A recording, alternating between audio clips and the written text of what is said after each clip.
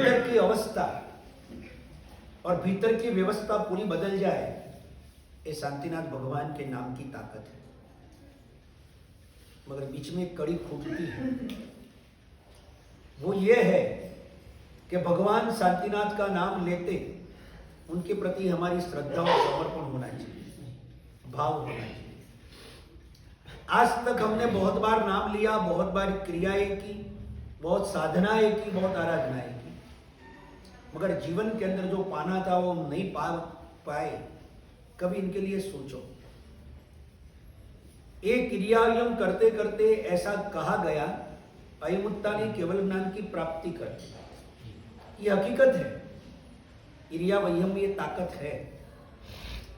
एक पुष्प पूजा करते हुए नाग केतु ने केवल ज्ञान मिला है, ये हकीकत है। पूजा में ये ताकत है। नौकार मंत्र गिनते गिनते अमर कुमार की आग शांत हुई और बीच में सिंहासन प्रकट हुआ, ये हकीकत है। ये सारी घटना मुमकिन है, मगर तब जब हमारी श्रद्धा और समर्पण हो। तो जहां श्रद्धा और समर्पण नहीं है, वहां बहुत कुछ होने के बावजूद मिलता कुछ है, कुछ तो मिलता है। बिना श्रद्धा भी अगर भगवान की भक्ति करेगा तो उसे नुकसान नहीं होगा, फायदा ही होगा।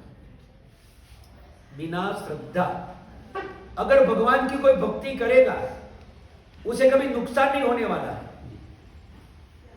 गंगा के पास गाली देता भी कोई जाएगा, फायदा हो या ना हो, मगर ठंडी हवा तो उसे जरूर मिलेगी। गाली देते देते भी स्नान करेगा, पाप धुले या न धुले, मगर शरीर तो साफ होगा होगा और होगा, हकीकत है। बिना भाव में भगवान की भक्ति करो। कोई ये कहते हैं कि बिना भाव क्रिया कोई फलवान नहीं है, हम ये नहीं मानते। हमारा मानना ये है, हमारा मतलब जिन शासन का, हमारा अलग चौका नहीं है। जिन शासन में रहने के बाद जिसने अलग चौका लगाया उसने तिरने का मौका गंवाया। यहां अलग चौका लगाने का नहीं होता है। यहां भगवान का शासन एक छत्री साम्राज्य होता है। अगर हिंदुस्तान के अंदर एक ही पीएम हो, प्रदेश के मंत्री अलग हो, अलग से होता, पीएम तो एक ही होता है। सीएम भले 10 हो, मगर पीएम एक ही हो। अरिहंत के धर्म शासन के अंदर मुख्य स्थान पे, केंद्र स्थान में तो सिर्फ परमात्मा होने चाहिए। और जितने सारे सीएम हैं वो भी तब काम के हैं वो पीएम को साथ दे, या तो देश के लिए नुकसान न हो इस तरह से अपने राज्य को संभाले। अपने राज्य को संभालने के लिए जो देश को नुकसान करे, ऐसे सीएम देश के गद्दार हैं। मैं आपको इसलिए भाषा में समझा रहा हूं कि ताकि आपके दिमाग में जल्दी उतर जाए। गरम गरम हीरा राजीव अनवास्ते के सीधी शास्त्र की बात करूंगा, समझना थोड़ा मुश्किल होगा।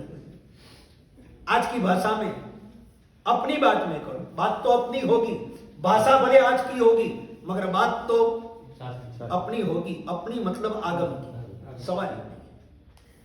सीएम कितने भी हो चल सकता है, मगर सीएम ऐसे न हो जो अपने प्रदेश के लिए हिंदुस्तान का नुकसान करे। पक्ष, संप्रदाय, गच्छ, एक नहीं भले 10 रहो, व्यवस्था हो सकती है। मगर कोई भी गच्छ, कोई भी संप्रदाय अगर जिन शासन को जफा पहुंचाता हो वो गद्दार है। वो जिन शासन का गद्दार है जो अपने लिए देश को तबाही मचाए, अपने लिए देश को 2 नंबर में रख दे और अपने प्रदेश को 1 नंबर में रख दे। केंद्र को कभी भी कमजोर मत करो। केंद्र सरकार को कभी कमजोर मत करो। प्रादेशिक सरकार अलग है और केंद्र सरकार, जिन शासन केंद्र है। कितने भी प्रदेश बड़े हो अच्छी बात है, बढ़ोतरी वो तो देश के लिए सुकन है। प्रदेश जितने बढ़ेंगे उसकी आमदनी जितनी बढ़ेगी और प्रदेश जितने मजबूत होंगे, देश के लिए अच्छी बात है, कोई बात नहीं। मगर इनका मतलब ये नहीं है कि वो इतना बढ़े कि देश को पीछे रखे। देश के लिए नुकसान करने वाले जितने सारे पक्ष है, देश के लिए जोखिम। गच्छ संप्रदाय भले हो, कोई बात नहीं, मगर गच्छ और पक्ष और संप्रदाय अगर जिन शासन को हानि पहुंचाने वाले हो और उसके नेता अगर जिन शासन को नंबर 2 में रखकर खुद अपनी चलाते हो, तो शासन के लिए वो जोखिम है। संप्रदाय खराब नहीं है, संप्रदायवाद भी खराब नहीं है, मगर संप्रदायवाद और संप्रदाय के लिए विवाद खड़ा करना वो जिन शासन के लिए खराब है। समझ में नहीं? घर में एक आदमी नहीं 10 आदमी रहे चले, मतभेद हो तो भी चले, मगर मतभेद पारिवारिक जीवन में छेद करने वाले हो तो तकलीफ है। मतभेद तो रहेंगे, दो बुद्धिशाली होंगे तो मतभेद तो भेड़िया रो तोड़ो वेगे, भेड़िया वेगे भेड़िया, एक आगे चलो तो पीछे हैं लारे लारे हैं आगे। ये भेड़ियों की दुनिया नहीं है, हमारे जिन शासन में सभी शेर है, शेरों की दुनिया है। मगर इतना ध्यान रहे, अगर सम्यक दर्शन मिला है, आगमिक आगमिक परंपरा का अगर हमें ज्ञान मिला है, तो हम ये समझ ले कि जिन शासन को नुकसान हो, ऐसा तो कोई भी पक्ष, कोई भी गच्छ और कोई संप्रदाय ना करे, और अगर वो करेगा तो जिन शासन के लिए वो हानि होगी और होगी। आप थानकवासी हो, भले रहो, बैठो मुखपति बांधकर अपने स्थान पर, कोई बात नहीं। आप मंदिर मार्गी हो, आओ रुमाल बांधकर मंदिर, कोई बात नहीं। मगर आपस में टकराना वो जिन शासन को कमजोर करना बराबर है। आपस में टकराओगा, ये क्या है हमारे जिन शासन के अंदर? आपसी मतभेद के खातर हम जाहिर पत्रों के अंदर, पेपरों के अंदर चर्चा और बयान दे देते हैं। घर के मतभेद कभी चौक में नहीं लाई जाती, घर के मतभेद की चर्चा कभी बाजार में नहीं लाई जाती है, वो मार्केट की चीज नहीं है। घर में बैठकर उसे पटाना होता है। वो चौक में लाकर उसकी चर्चा करने वाले कमजोर लोग हैं, नासमझ लोग हैं। भगवान का शासन मिला है, लक्ष्य इतना बनाओ, डेस्टिनेशन इतना बनाओ, बहुत मुश्किल से मिला है भगवान तुम्हारा शासन। हो सके उतनी आराधना कर कर आईने भव में मेरा पार हो जाए। श्रीमद्र स्वामी के पास कौन सा गच्छ है? कौन सा गच्छ है? गच्छ सारे समाप्त हो जाएंगे, संप्रदाय सारे समाप्त हो जाएंगे।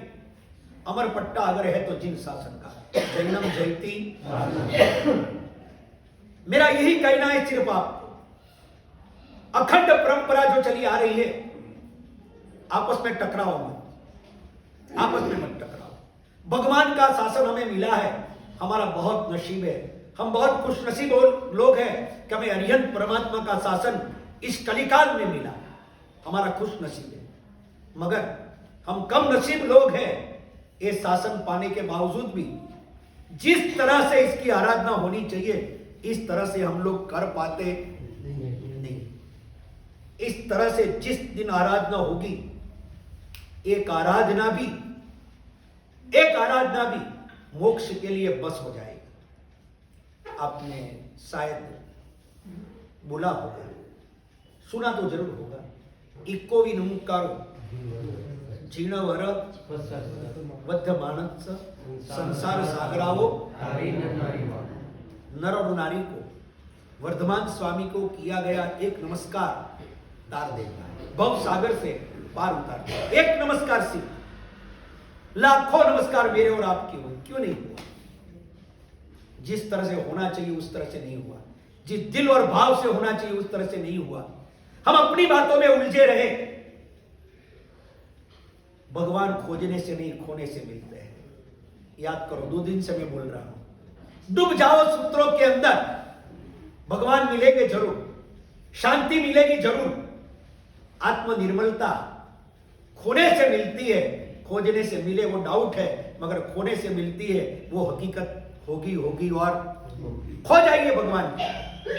सारे संप्रदाय, सारे पक्ष टेम्पररी है। ज्यादा मेरी बात थोड़ी कड़वी है, पसंद आए तो ठीक है लेना, नहीं पसंद आए तो यही वापस रिटर्न कर देना। हमारा माल और कहीं देंगे हम, ब्रांडेड है हमारा माल, कोई कमजोर नहीं है। क्योंकि ये कंपनी कौन है? त्रिशला नंदन की खुली दुकान, तुझे माल खरीद हो जी। ये त्रिशला नंदन की दुकान है। ये अरिहंत के आगम की बात है, ये त्रैकालिक सत्य है, ये परमोच्च सत्य है।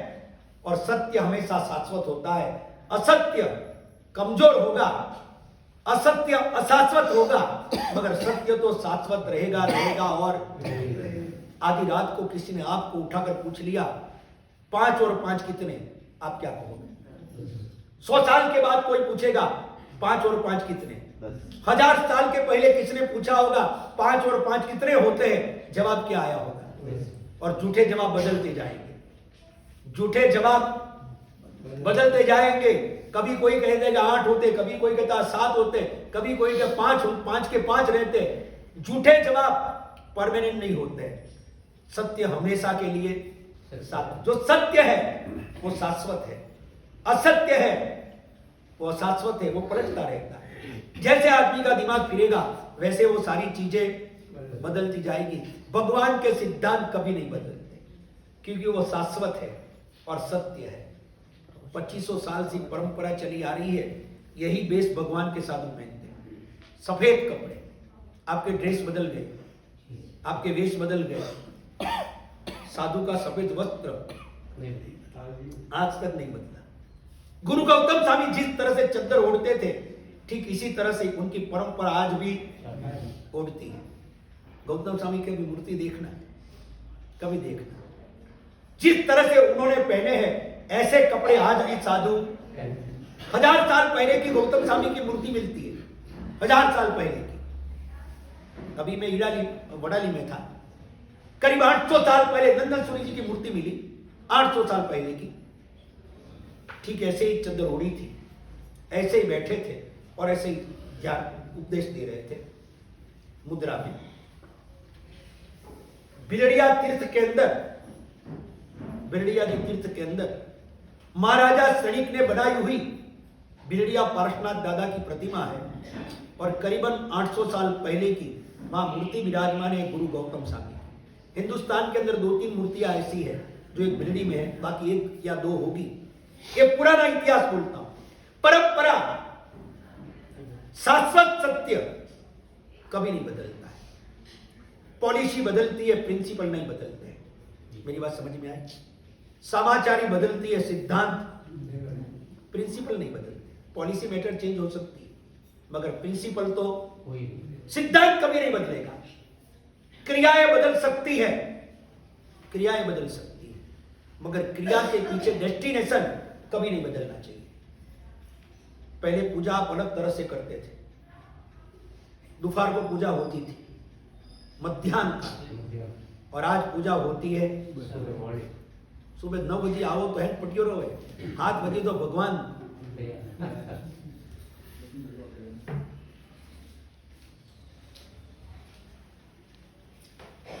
कौन सी बात थी?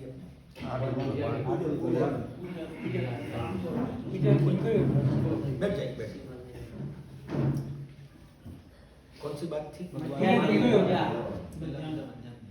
पहले पूजा मध्याह्न की थी। हमारी बात ऐसी होती है कि कुछ भी नहीं होना चाहिए, जिधर आए उधर बैठ जाए, कुछ भी नहीं होना चाहिए। धारा टूट जाती है हमारी। फिर भी जब लोकल में बैठे हैं, राजधानी में बैठे हो तो ठीक है, लोकल में बैठे हैं तो ऐसा ही चलेगा, कोई बात नहीं, चलने दो।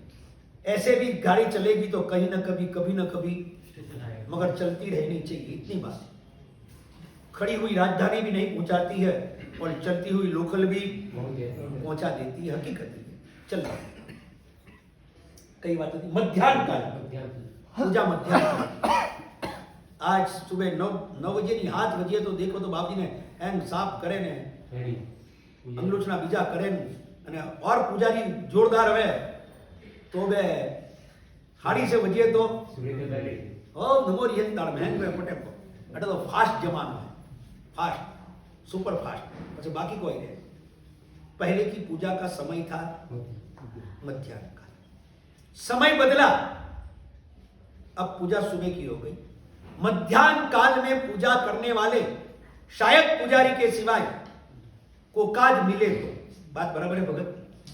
आज आप पूजा के कपड़े में नहीं हो, कल पूजा के कपड़े में थे, बहुत अच्छे लगते थे, ठीक है, आज अभिषेक है ना, इसके लिए कोई बात नहीं। हमारी नजर सब रहती है, ध्यान रखना, सीसीटीवी कैमरा सभी लगे हुए ही है हमारे, ध्यान रहे।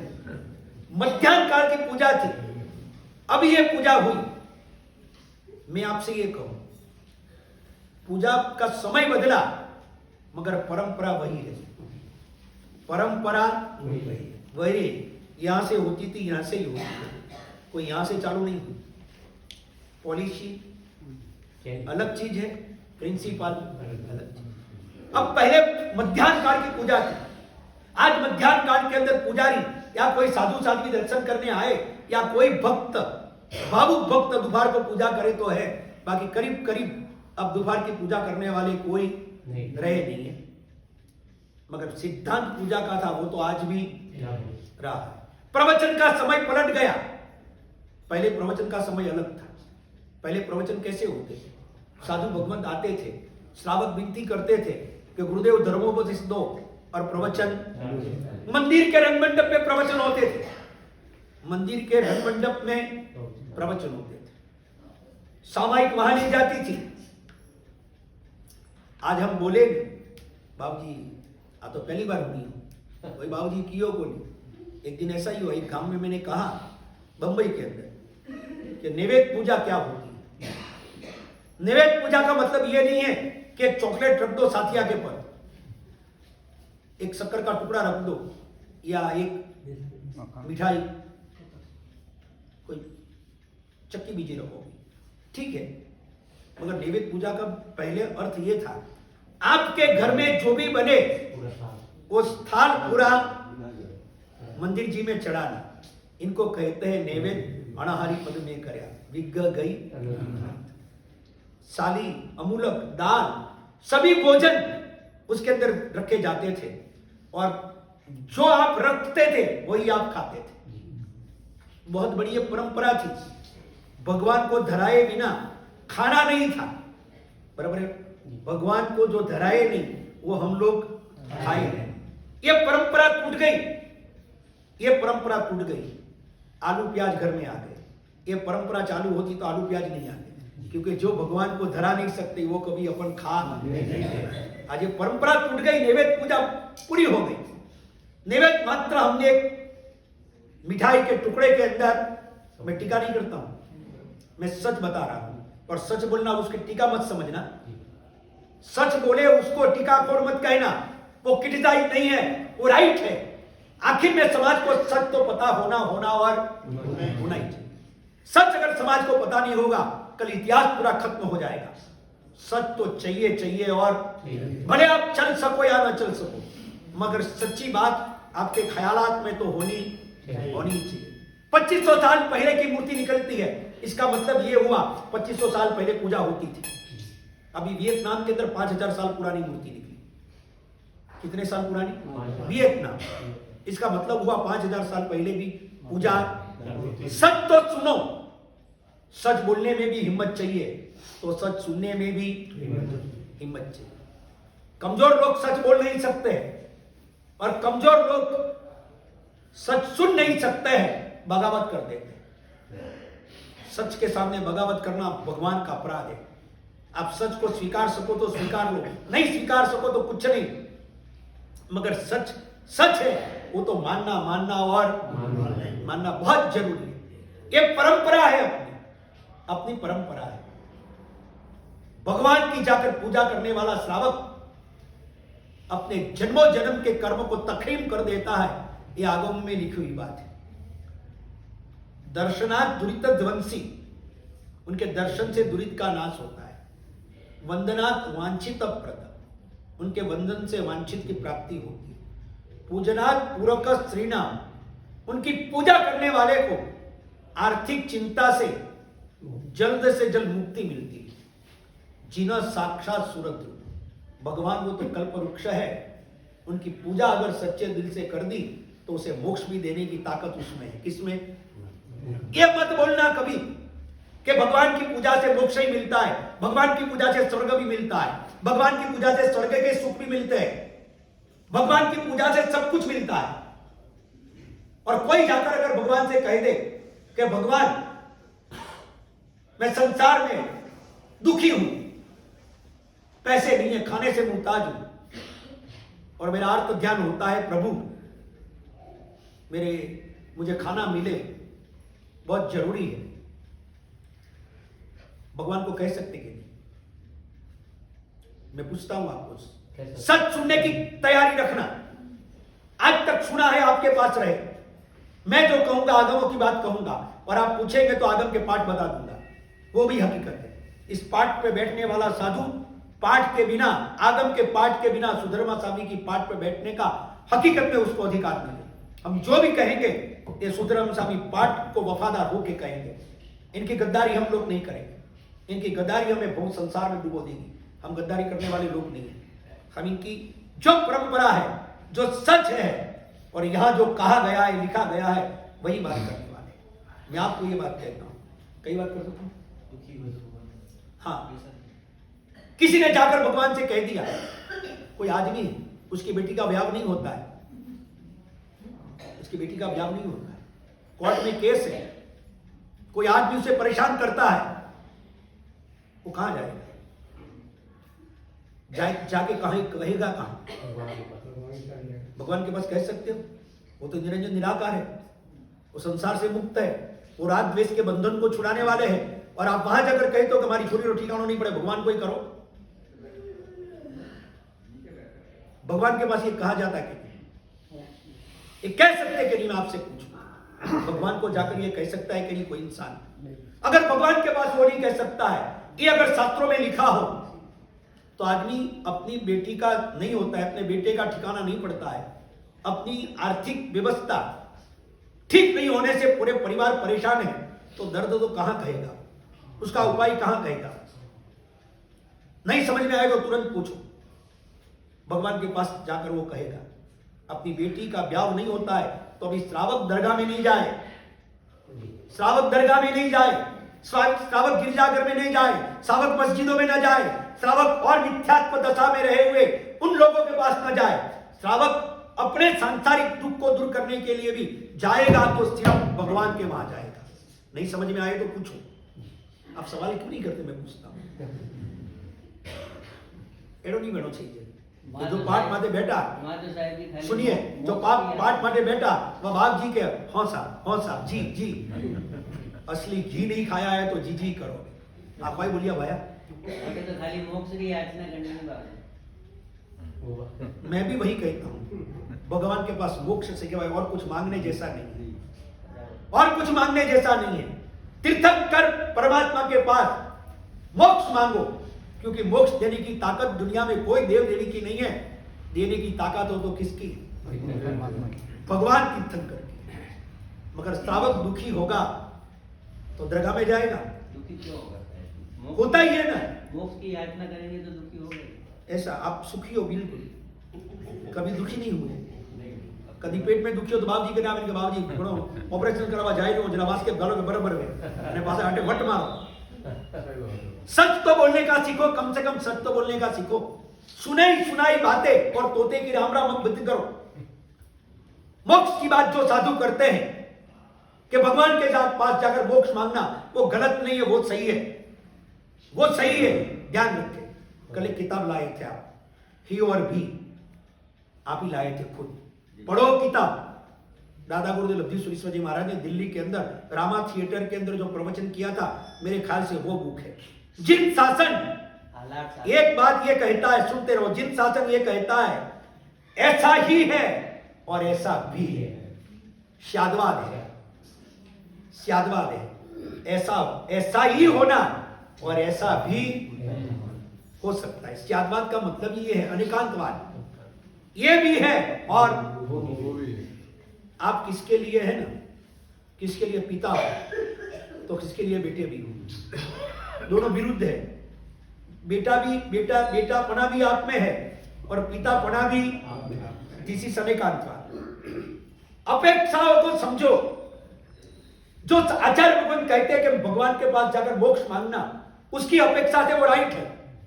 नयों की व्यवस्था क्यों है? सप्त नहीं,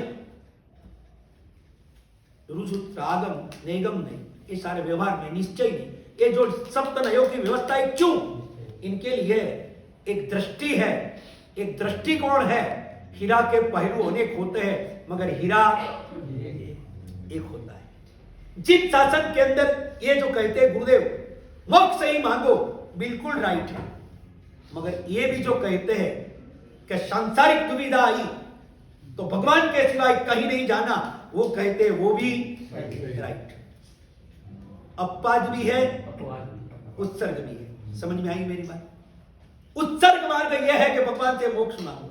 अपवाद मार्ग यह है कि अगर सावक संसारी जीवन में दुखी होगा, परेशान होगा, तकलीफ में होगा और कहीं नहीं जाना, उसे जाना है तो भगवान के। मैं आपको एक सीधी बात करूं, आपके दिमाग में बैठे ऐसी एक सती स्त्री है, समझ लीजिए आपकी पत्नी है, सती स्त्री, उसकी कमर में दर्द हुआ, समझ लीजिए कमर में दर्द हुआ, अब बाम लगाना है, मालिश करना है, वो किसे कहेगी? पति से कहेगी कि पर पुरुष से कहेगी? अबे पति से कभी सेवा करी? पति तो परमेश्वर के है। उनको बोलेगी मेरा मालिश कर दो, करम फूटी। पति को बोलेगी मेरा मालिश करो, कि और को बोलेगी? पति को ही बोलेगी। कब? ध्यान रहे, सती पति को छोड़कर औरत से सेवा नहीं लेगी। लेना नहीं है, ये उत्सर्ग। लेना पड़े तो। मेरी बात समझ में आई? ये मैं जो बात बोलता हूं ललित विस्त्रा हरिभद्र सुरेश्वर जी महाराज के ग्रंथ के रेफरेंस से बोलता हूं। किन से बोलता हूं? विद आगम ललित विस्त्रा ग्रंथ रचयिता 1444 ग्रंथ के रचयिता आचार्य भगवंत हरिभद्र सुरेश्वर जी। हवा में गुब्बारे छोड़ने वाले हमारी परंपरा नहीं है। हम जो भी कहेंगे जमीन पे खड़े रह के कहेंगे। दौड़ो कितना भी दौड़ो, मगर ऊंचाई कितनी भी लो, कितनी भी ऊंचाई लो, मगर आपकी जड़ें जमीन पे रहनी चाहिए। मेरी बात ध्यान से सुनो। ऊंचाई कितनी भी पकड़ो मगर जड़ें तो जमीन पे रहनी चाहिए। पैर जितना बड़ा उतना जमीन में गड़ा। पतंग भी ऊंचाई लेता है भैया, पतंग भी ऊंचाई लेता है, मगर वो अपनी ऊंचाई नहीं है, किसी के हाथ की ऊंचाई है, किसी रस्सी के ऊपर, किसी दोरे के ऊपर। कोई मांजो बीजो गए तो वंडा ऊपर वंडी ऊंचाई है, અને वंडा हाथ में दोरी है, कटे झुकाड़ो ने, कटे पाड़नो ने, कटे पटकड़ो ने, कन्ना हाथी लड़ावनो, वह कन्ना हाथ में है। पतंग की ऊंचाई काम की नहीं है। वो कब कटी पतंग हो जाएगी, जमीन पे गिर जाएगी, खत्म हो जाएगी, पता नहीं। पेड़ की ऊंचाई काम की है, वो जितना ऊपर जाता है उतना जमीन में उतर के जाता है। अपनी जमीन को मत छोड़ो। जमीन को छोड़कर उठने वाला और उड़ने वाला आज कल नीचे पटकाएगा और निश्चित है। मेरी बात ध्यान से सुनना। उत्सर्ग और अपवाद दोनों धर्म शासन की बात है।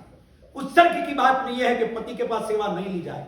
अपवाद की बात है लेना पड़े तो पति के सिवाय किसी के पास जाना नहीं।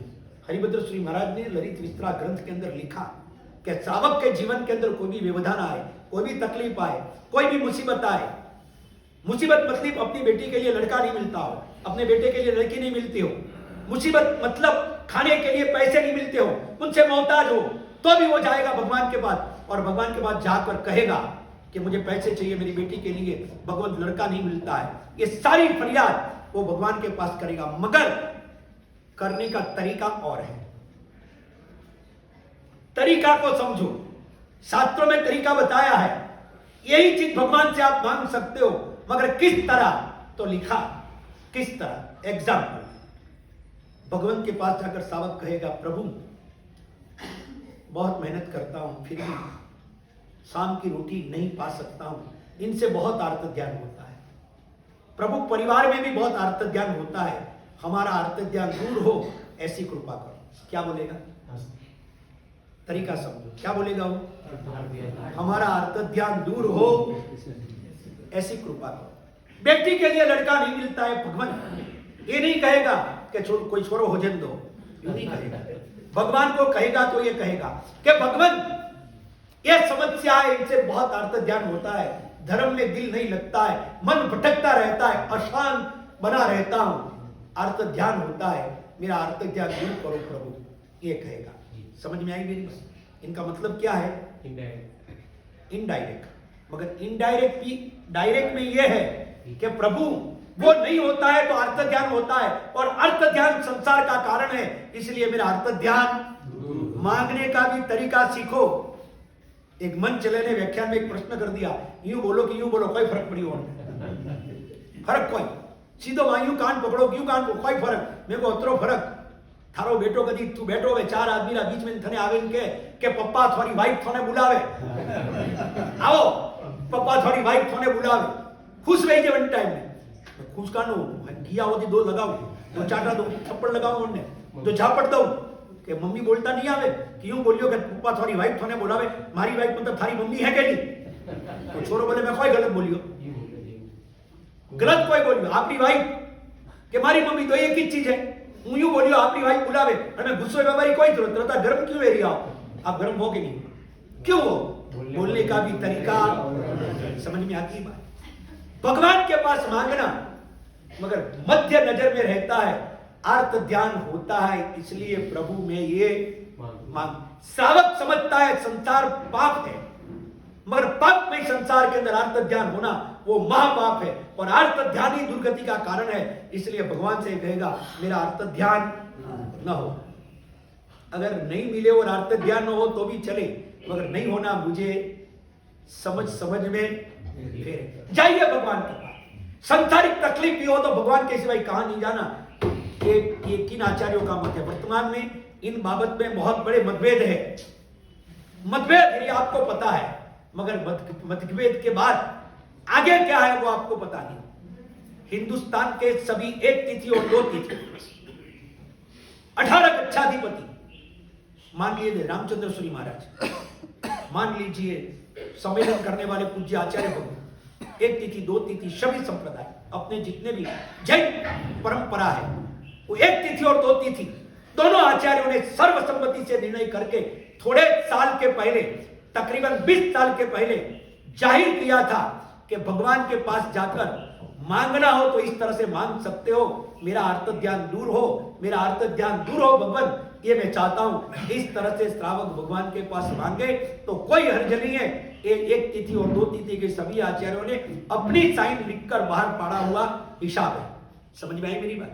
हम जो भी बोलेंगे कल का इतिहास भी हमारे पास रहेगा, आज का इतिहास भी हमारे पास रहेगा, परसों तो हम है ही नहीं तो हमारे पास क्या रहेगा? हमारे पास क्या रहेगा? मगर हकीकत है कि श्रावक के जीवन के अंदर दुख आए और जगह न जाए, और कितने लोगों ने गलती कर दी। भगवान के पास मत मांगो, भगवान से बात मत करो, भगवान तो निरंजन निराकार है, वो क्या करेगा? निरंजन निराकार के पास मांगना नहीं, निरंजन निराकार की आंगी क्या, निरंजन निराकार के लिए मंदिर क्या, निरंजन निराकार के लिए फल चढ़ाना क्या, निरंजन निराकार के सामने फूल रखना क्या, उसके सामने दिया जलाना क्या? वो निरंजन निराकार है, संसार से परे है, उसके सामने करना वो हिंसा के सिवाय कुछ नहीं है। ऐसे कहने वाले लोगों ने मंदिर से आपको दूर किया, भगवान से आपको दूर किया, और वे लोग भगवान से बिछड़ गए, भगवान से बिछड़ गए। श्रीनाथ जी के अंदर जाकर सर झुकाने लगे, श्रीनाथ जी के वहां जाकर सर झुकाने लगे, और माताओं के मंदिर में जाकर अपना सर टेकने लगे।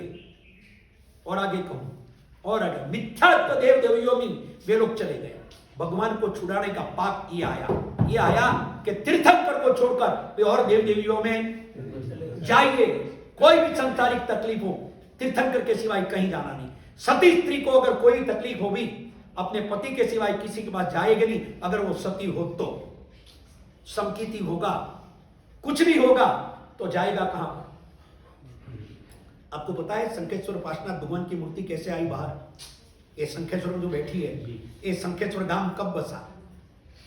शंखेश्वर साई बसा जो बीजानो आसरो काचो, ये स्तवन, उसमें आप सुनना,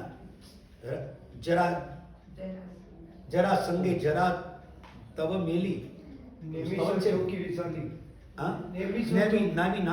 विशाली, ये स्तवन है पूरा स्तवन है। अठम करे मेघमाली, सब स्तवन है पूरा, जो भी है वो स्तवन में लिखा है कि कृष्ण जी की सेना को जरासंध ने बेहोश कर नींद में ला दिया। तो नेमनाथ भगवंत कृष्ण जी के भाई उनके पास नेम जी गए, तब दीक्षा नहीं लिया था भगवान ने, और गए और कहा कि नेम कुमार जी अब क्या करें। तब नेमनाथ भगवान ने कहा कि अट्ठम कर पाताल में शंखेश्वर पाशनाथ भगवान की उसका नमन जड़ से तेरी सेना पे छिटकाव कर दे। फिर क्या हुआ? जादवनी जरा जाए रोटी चली गई। एक नमन जड़ का प्रभाव था भगवान का, एक परंपरा अपनी थी। खुद नेमनाथ भगवंत ने यह बताया था उपाय, गलत के सही। हजारों साल के पहले का इतिहास, हजारों साल किसी को चुनौती देनी हो तो दो, हजारों साल पहले का इतिहास है कि खुद नेमनाथ भगवंत ने बताया था अट्ठम कर भगवान की प्रतिमा निकाल और नमन जल से छाट, ये सब तेरा काम। मिथ्यात्व कहते पहले 100 बार सोचना। किसी को मिथ्यात्व कहने का अधिकार तुम्हें किसने दिया? ये राइट किसने दिया? ये एजेंसी किसने दी आपको? वहां मिथ्यात्वी ने, वहां मिथ्यात्वी ने, फलाणो मिथ्यात्वी ने, ठिकड़ो मिथ्यात्वी, आ समुदाय गलत ने, आ पक्ष गलत ने, आ लोग गलत ने, आ सही ने, अन्य बंधन करो ने, अन्य बंधन नहीं करो, आ बराबर ने, आ गलत है। किसने आपको अधिकार दिया? ये एजेंसी किसने दी? एजेंट किसने बनाया आपको? अरिहंत के धर्म शासन के लिए जोखिम है सब। और भगवान से जिसने छुड़ाया है, वे लोग ने भगवान के शासन का सबसे बड़ा अपराध किया है। आज वो हनुमान जी के मंदिर में जाकर तेल चढ़ाने लग गए, आज वो महादेव जी के वहां जाकर बिल्ली पत्र चढ़ाने लग गए, आज वो वैष्णो देवी के अंदर जाकर सोकर अपना सर झुकाते और तिरुपति जाकर माथा मुंडा के आते, मगर भगवान को नहीं आते। क्या लगाया आप लोग ने, क्या मिलाया आप लोग? मैं आपसे पूछता हूं, मेरे दिल के अंदर दर्द है। आज मैं व्याख्यान बहुत शांति से करने वाला है, बहुत शांति, क्योंकि मैं लोच करके आया छोटे महाराज का। मैं थका हुआ था, थोड़ा थोड़ा लोच किया, मगर मैं थक गया था। लेट हुआ इनका कारण ये था, मैं वहां गया था, अभी सुबह किया थोड़ा, अभी उसका लोच पूरा होने आया होगा।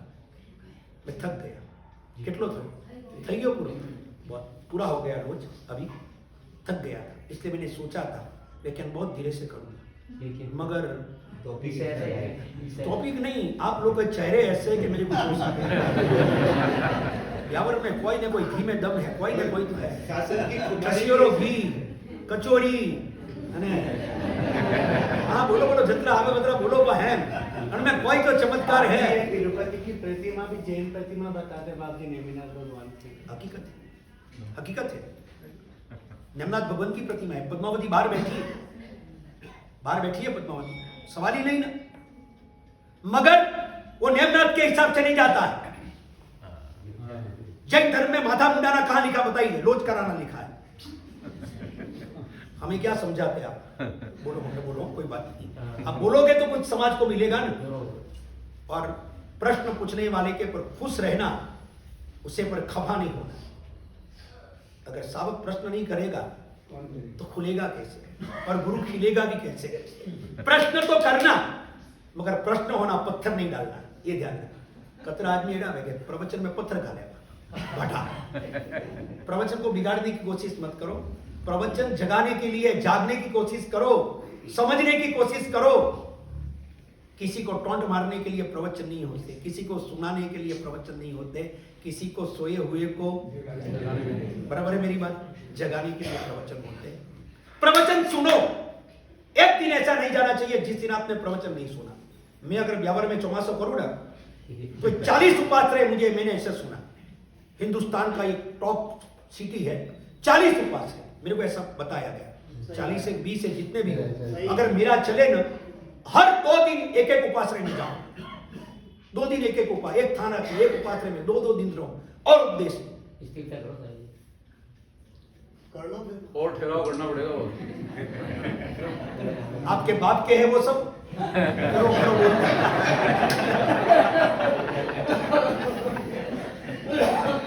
ये क्यों सब मुझे समझ में नहीं आता है, क्यों ये सब? ठीक है आपकी व्यवस्था आप जानो, मुझे तो 2 दिन रहना है, और फिर भी मेरा दर्द मैं रुका नहीं सकता हूं। आपको कहता हूं, मिट्टी में सब हुए सुख का गीत गाने वाला ये समाज एक दूसरे से प्रीत न रख सके और जीवन का सारा संगीत बेसुरा बना दे, इनसे करुण हालत और क्या हो? जाइए तय करें, भगवान को छोड़ेंगे, किसी भी हालत में तीर्थंकर की मूर्ति को मत छोड़े, उसकी पूजा न छोड़े। बहुत जरूरी है भगवान की पूजा, बहुत जरूरी है। ये कोई बनी बनाई हुई बात नहीं है, ये आगमों में लिखी हुई बात है। ये आधुनिक परंपरा में चला आया सत्य है कि भगवान की पूजा करना वो श्रावक के लिए अनिवार्य है। विथ रेफरेंस धर्म संग्रह उसमें लिखा है कि जो श्रावक भगवान की पूजा किए बिना विपार की गर्म रसोई जिमें वरने बिलारो प्रायश्चित धर्म संग्रह में लिखी हुआ है। जाइए पढ़िए। थानकवासी संप्रदाय के विजय मुनि शास्त्री जी, विजय मुनि जी ने बहुत अच्छा लिखा था। मैं खुद पढ़ा, मैंने खुद ने पढ़ा। कई ना कई पुस्तक कई तो पुस्तक का नाम भूली, उसमें लिखा है मेरे पास। हाँ, जीवन भारती। जीवन भारती में उन्होंने बहुत अच्छा लिखा था। जीवन भारती के अंदर कि कम नसीब है हम लोग कि कितने साधु लोगों ने हमें भगवान की मूर्ति से दूर कर दिया, उनके दर्शन से वंचित रखा। ये विजय मुनि के शब्द है। कई नाम की तो जीवन भारती विथ रेफरेंस जीवन भारती। तेरापंथी संप्रदाय के आचार्य तुलसी जी ने अपनी लाडू से प्रकाशित होने वाली, किधर से चूरू से प्रकाशित होने वाली कई पुस्तक मुझे बाहर पढ़े जाए मैगजीन, उस तेरापंथी समाज उन्होंने लिखा।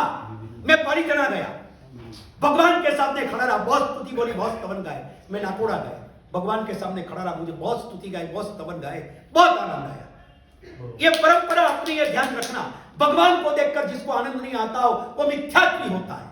लिखिए सब, भगवान की मूर्ति को देखकर जिनको आनंद नहीं आता, मिच्छ भव्यन उड़ के एक अंधो एक कानो रे, प्रभु तुझे शासन अति बोलू, माने सुर नर राम। ये संसार के अंदर सबसे पहले मूर्ति पूजा का विरोध करने वाला अगर कोई समाज पक्का हो, शायद वो मुस्लिम लोग थे जितने बुत परस्ती कहकर मूर्ति का खंडन कर दिया। बुत परस्ती काफिर लोग है ये लोग जो मूर्ति को मानते, पत्थर को मानते, बुत परस्ती। मगर वे लोग को पता नहीं कि तुम काबा को क्यों मानते हो, काबा में पड़ा क्या है। अपनी औकात को देखकर आगे चलो, औकात को देखकर आगे चलो, नहीं तो कहीं टकरा जाओगे, नहीं तो कहीं फंस जाओगे। उलझनों में जिंदगी पूरी मत करो। मैं फिर से आपको एक बार कहूं कि जब भी संसार में कोई तकलीफ आए, दुख आए, किधर नहीं जाना तो एक ही एड्रेस अपना होगा, भगवान, भगवान और भगवान। सती स्त्री के लिए पति के सिवाय और कोई सरनामा नहीं हो सकता है, और कोई एड्रेस नहीं हो सकता है, और कोई पता नहीं हो सकता है। ठीक श्रावक के लिए, शमकीति के लिए, अपने भीतर के दर्द जख्म खोलने के लिए एक ही जगह है दूर करने की, जिनका नाम है हरिहंत का दरबार। जाइए शांतिनाथ दादा के पास, कभी भी जाइए, कभी भी जाइए। और मैं आपको कहता हूं हरिभद्र सूरी महाराज के नाम से, उनकी दुहाई लेकर मैं आपको कहता हूं, और ग्रंथ का नाम देता हूं आपको, ललित विस्त्रा हरिभद्र सूरी महाराज ने लिखा है। और आगे सुनना है, कभी दिव्य दर्शन की पुरानी और जैन प्रवचन उनकी पुरानी 20 साल पहले की करीब छपी हुई प्रति को देख लेना, उस पाक्षी को देख लेना। उसमें सारी बातें सभी संप्रदाय के आचार्य भगवंतों ने मिलकर एक साइन से लिखा है कि भगवान के पास अर्थ ध्यान के जरिए जो भी मांगना हो, अगर दुखी हो तो जाके मांगना, मगर कहना मेरा अर्थ ध्यान दूर। समझ में? हम लोग जो भी बात करेंगे विखवाद की बात नहीं करेंगे। हम लोग तो संवाद के गीत गाने वाले परिंदे हैं, हम विखवाद की बात क्यों करें। हमारे भगवान ने, महावीर ने तो सिखाया है कि नीति में सब भूयेसु वैरम मज्जम न किससे बैर रखे, और आपस में बैर रखना वो तो बेवकूफी के सिवाय है क्या। जैन समाज से बैर रखे, ये बेवकूफी है। जैन समाज का एक भी इंसान, जैन समाज के एक भी इंसान से कभी बैर न रखे। मैंने सुना यहाँ पे आके मैंने सुना, आचार्य भगवान निवर देशोद्धारक जितेंद्र सूरी जी महाराज का चतुर्मास हुआ था, उनथानक में हुआ था, बराबर है। जगह दी थी वो लोग, यहाँ कम थी तो वहां दी थी ना, मैंने सुना दी थी जगह। समाज के अंदर ऐसी एकता होनी चाहिए, समाज के अंदर ऐसा होना चाहिए, कोई भी हो अगर उन परंपरा को संभाल कर चले। हम लोग उस बार में प्रतिष्ठा थी अंजन सला का थी, बड़ा तीर्थ बना दारू के पास, बहुत बड़े ऊंचे पहाड़ के ऊपर महावीर जैन विद्यालय के सेक्रेटरी ने बनाया था, के.जी. शाह ने, जो हिंदुस्तान भर में जिनकी शाखा है और जिनका निर्माण हमारे वल्लभ सुरेश्वर जी महाराज हमारी हिंदू परंपरा में आए थे, उन्होंने किया था। महावीर विद्यालय, उनके जो सेक्रेटरी थे ऑल इंडिया के, के.जी. शाह, उन्होंने निर्माण किया था और प्रतिष्ठा कराने के लिए हमें बुलाया। पहले तो हमने मना कर दिया, मैं नहीं आऊँगा। कितना बहुत बड़ा तीर्थ है, पूरी पट्टी के लिए नंबर 1 है। बोला होगा, मगर आप मुझे जानते नहीं हो, मैं आपको नहीं जानता, मैंने आज तक आपको देखा नहीं, और आप मुझे अंजन सलाह के लिए ले जाते हो, हम नहीं आएंगे। उसने बोला आपको आना ही पड़ेगा, बोला नहीं आएंगे। बहुत मना किया, बोले आप जो मुहूर्त दो उस मुहूर्त में अंजन सलाह का प्रतिष्ठा कराए, मगर निचला तो आपकी हो। हमने कहा हमारा भी मुहूर्त नहीं, किसी का मुहूर्त नहीं, हम नहीं आएंगे। उसने कहा क्यों, ये जिद क्यों? वो जिद नहीं है, इनके पीछे राज है। बोले क्या? मैंने कहा इनका कारण ये है, आप मुझे पहचानते नहीं। हमारी नीति नियम क्या है? हम रात्रि भोजन नहीं होने देंगे, हम अभक्ष आइटम नहीं आने देंगे, हम आइस नहीं आने देंगे, बर्फ नहीं आने देंगे। ध्यान रहे, जो भी होगा आगम की परंपरा के अनुसार आपको करना होगा।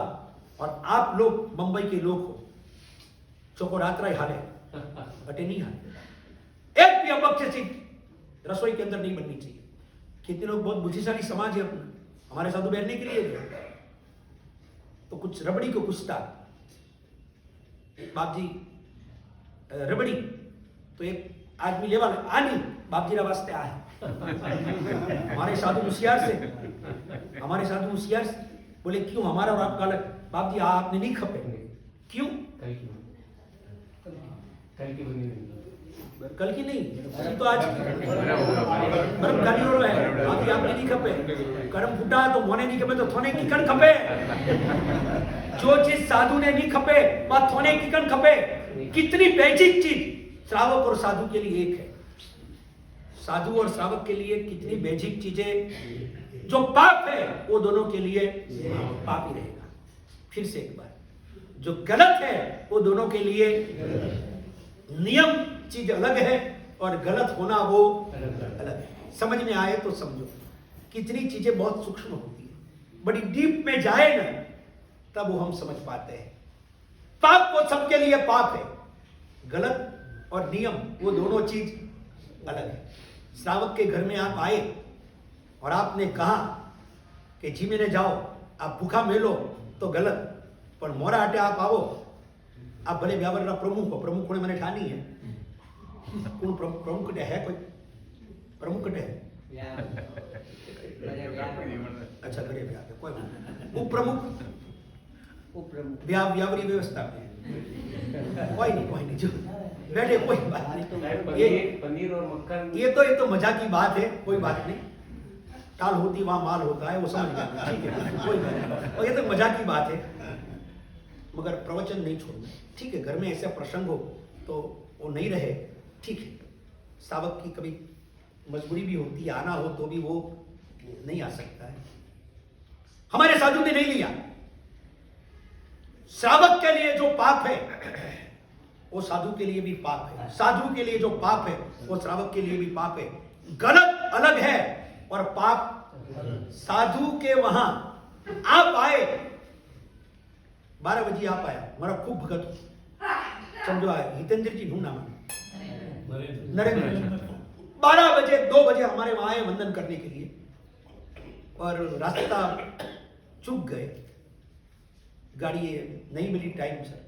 सुबह के निकले थे, नाश्ता नहीं किया था, 12 बजे आए, 2 बजे आए, हम लोग उसी समय गोचरी करने बैठे हो। भूखा आया है तो मौका ही हो, आप भी आ जाओ। नीको मौका अहमदाबादी नहीं हो गए, नीको अहमदाबादी व्यवहार वंडी बात अलग है। अब एक अहमदाबादी सुबह रो नास्तो करे रो, चाय ने फाफड़ा ने मिर्चा खाई रही हो तो कोई बम्बई सुबह नो दोस्त अहमदाबाद गयो, राइट टाइम में पूको 8:30 बजे फाफड़ा चाय ने मिर्चा ने चटनियां खाई रही हो तो वहां बैठे बैठो, बनने लागो कबे कही आ जाओ। अभी हमणा कैसे कि तू भी आ गई जा, पर 10 मिनट थी पहले अर्धा फाफड़ा तो पूरा कर दीधा तो पेलो कह नहीं आओ। मगर बंबई वाला भी होशियार था, उसने कहा क्यों अकेला अकेला खाता है फाफड़ा, मतलब कि मुझे तो बुला, अकेला अकेला खाता है फाफड़ा। उसने कहा मिर्चे के साथ खाता हूं, अकेला बटे नहीं बुलाओ, फाफड़ा पूरा पीना पा। मौका अहमदाबादी नहीं हो के नहीं बुलाओ, पर मौका ही करो। आप नहीं हूं को क्या हो सा मुझलो सा पधारो सा बिराजो सा, थोड़ा आप ही लो।